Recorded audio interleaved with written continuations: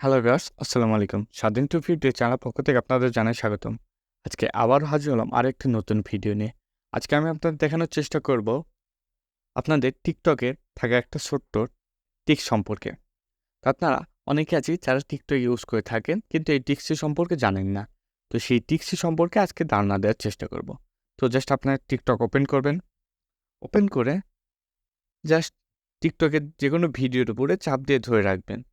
যখন আপনি চাপ দিয়ে ধরে রাখবেন, এখানে কিন্তু জাস্ট অনেকগুলো অপশন রয়েছে। তো যেমন সেভের অপশন রয়েছে, টাইপের অপশন রয়েছে। তো এই যে নিচের দিকে যে ডান হাতে ফেসবুকের উপরে অটো স্কোরের যে অপশনটি রয়েছে, মূলত এই অপশনটির কাজ কি?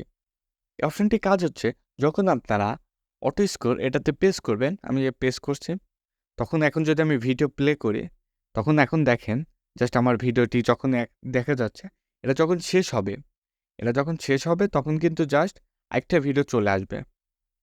একটু আমি আগাইতে যেহেতু ইউটিউবে যখন এটা ভিডিওটি শেষ হবে, তখন কিন্তু এমনিতেই আরেকটা ভিডিও চলে আসবে। এটা যখন শেষ হয়ে গেল, আরেকটা ভিডিও চলে আসলো অটোমেটিক। এভাবে কিন্তু জাস্ট অটো স্কোরটি অন করে রাখার মাধ্যমে জাস্ট আপনারা টিকটকের ভিডিওগুলো জাস্ট অটো স্ক্রল হবে। তো আর আপনাদের জাস্ট নিজ হাতে টাইপ করা লাগবে না বা নিজ হাতে কোনো কিছু করা লাগবে না। জাস্ট যখনই আপনি অটো স্ক্রলে দিয়ে রাখবেন, অটো ভিডিও প্লে হবে। সুন্দর, সুন্দর টিপস সম্পর্কে জানতে স্বাধীন 250 চ্যানেলটিকে সাবস্ক্রাইব করে রাখেন। তো নেক্সট কোনো ভিডিওতে দেখা হচ্ছে। আল্লাহ হাফেজ।